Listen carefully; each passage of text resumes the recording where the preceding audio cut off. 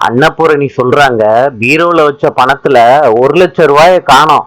ஆறுமுகம் கேக்குறாரு, உள்ள இருந்த பணத்தை யாருமா எடுத்திருப்பாங்க? மகாலட்சுமி சொல்றாங்க, கண்டிப்பா இந்த வேலைய சிந்து தான் செஞ்சிருப்பா.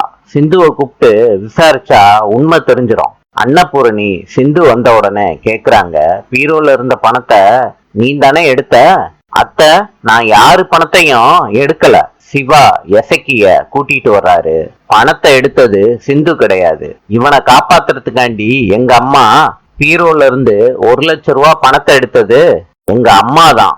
வீடியோ ஆதாரத்தையும் அன்னபூர்ணி கிட்ட சிவா காட்டுறாரு. மகாலட்சுமியும் எசக்கியும் பேசினத வீடியோ எடுத்திருக்காரு சிவா. அதையும் போட்டு காட்டுறாரு அன்னபூர்ணி கிட்ட.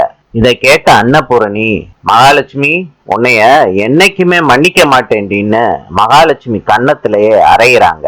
மகாலட்சுமி சொல்றாங்க, அக்கா, என்ன மன்னிச்சிருங்க அக்கா. சிந்துவுக்கு என்ன தண்டனை கொடுத்தேனோ அதே தண்டனையை தான் உனக்கும் கொடுக்க போறேன். இன்னையில இருந்து உனக்கும் இந்த குடும்பத்துக்கும் எந்த சம்பந்தமும் இல்ல. இந்த இடத்த விட்டு போயிரு. சிவாவை பார்த்து முறைச்சிட்டு மகாலட்சுமி அந்த இடத்த விட்டு போயிடுறாங்க. நாளை சந்திப்போம்.